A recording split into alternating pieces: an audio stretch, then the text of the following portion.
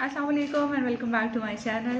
और जैसे कि पिछली वीडियो में मैंने आपसे कहा था कि आपके कोई क्वेश्चंस आप कमेंट्स में मुझसे पूछ लें रिलेटेड टू सीएसएस, और मैं अपनी एक्सपीरियंस आपके साथ शेयर करूँगी।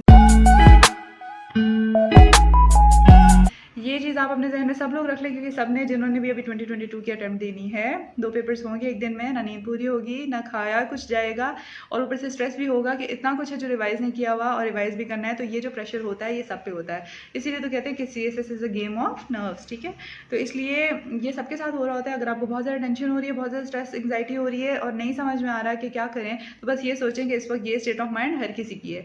तो बस यही होता है, जाहिर सी बात है, सारा का सारा सिलेबस आप एंड टाइम पे नहीं कवर कर पाते, लेकिन क्योंकि आपने बहुत सारी चीज़ें पढ़ी हुई होती हैं, ठीक है, लिखने की प्रैक्टिस साथ साथ करें ताकि आप क्विकली टाइम मैनेज कर सकें और अच्छे 4 क्वेश्चन अटैम्प्ट कर लें अपने टाइम में। ठीक है, उसके लिए यही है कि एमसीक्यूज़ को पहले 5-7 मिनट में कर लें। जो आते हैं जाहिर सी बात है आपने कर लेने, जो नहीं आते उनके तुक्के लगाएं और वापस करें, और उसके बाद अपनी ब्रेन स्टॉर्मिंग जल्दी से क्वेश्चन पेपर के ऊपर स्टार्ट कर लें ताकि आपका पेन बाद में फिर रुके नहीं। ठीक है, बाद में आपको ब्रेन स्टॉर्मिंग ना करनी पड़े।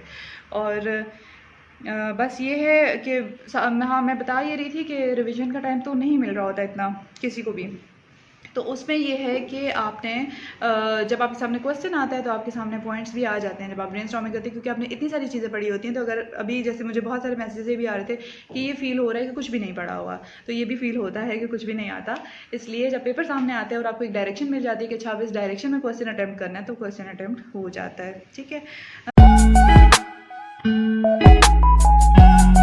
इंग्लिश इम्प्रूव करने के लिए बेसिक्स पढ़ें।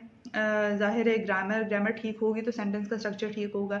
उसके लिए ये है कि for example like you can start writing diary में ये होगा कि ज़ाहिर है आप पास्ट में बता रहे होंगे इवेंट्स के, ये हुआ, मैंने ये किया आज सारा दिन। ठीक है, फिर उस लाइक डायरी के इवन आप अगर 3-4 सेंटेंसेस ही लिख लें, क्योंकि उसको फिर आपने खुद चेक भी करना होगा। खुद चेक करने का ये तरीका बता रही हूँ कि पास्ट के रूल्स देखें कि पास्ट टेंस में जब हम सेंटेंस लिखते हैं तो उसमें रूल क्या है, और अपना सेंटेंस देखें क्या वो रूल्स के अकॉर्डिंग आपने लिखा हुआ है।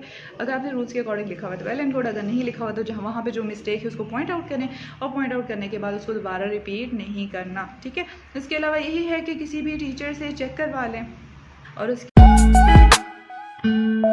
नहीं, देखिए न्यूज़पेपर में फिर न्यूज़पेपर डॉन का ही कहा जाता है पढ़ना, और फिर वो न्यूज़पेपर लेके बैठना पढ़ना, वो उस तरह से ऐसे कंपल्सरी नहीं है। लेकिन बहुत अच्छे सोर्सेज हैं करंट अफेयर्स के, मैं आपको बता रही हूँ। IPRI Islamabad Policy Research Institute, ठीक है, ISSI Islamabad Strategic Studies Institute, paradigmshift.com.pk, Global Village Space. मेरे ख्याल से अगर आप इन सोर्सेज से अपने करंट अफेयर्स को प्रिपेयर करें तो आपको न्यूज़पेपर पढ़ने की ज़रूरत ही नहीं पड़ेगी। लेकिन उसके साथ साथ आप डॉन की वेबसाइट डेली ओपन कर लिया करें, और आप ये किया करें कि डॉन ई पेपर की बात नहीं करें, www.don.com वटेवर जो उसकी वेबसाइट है, उस पर जो आपको टॉप स्टोरीज़ हैं बस वो पढ़ लिया करें, हेडलाइंस। ठीक है, और जिसमें आपको हेडलाइन में लगे कि इसको डिटेल पढ़ने की ज़रूरत है उसकी डिटेल पढ़ लिया करें। बाकी जो आपके आर्टिकल्स वगैरह हैं according to the syllabus of current affairs आप इन सोर्सेज से प्रिपेयर करें तो बहुत अच्छे टॉपिक्स आपके प्रिपेयर हो जाएंगे। और फाइनली इस्लामियात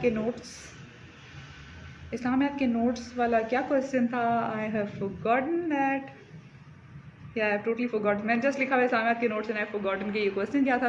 तो चलें इसको नेक्स्ट वीडियो में इंशाल्लाह एड्रेस कर देंगे, और कोई ऐसा क्वेश्चन जो कि एड्रेस ना हुआ हो तो दोबारा से कमेंट सेक्शन में टाइप कीजिएगा। इंशाल्लाह नेक्स्ट वीडियो में आपको आंसर्स मिल जाएंगे। आई होप कि ये वीडियो फ्रूटफुल होगी आप लोगों के लिए, and all the very best for your attempt. Thank you, अल्लाह हाफिज़।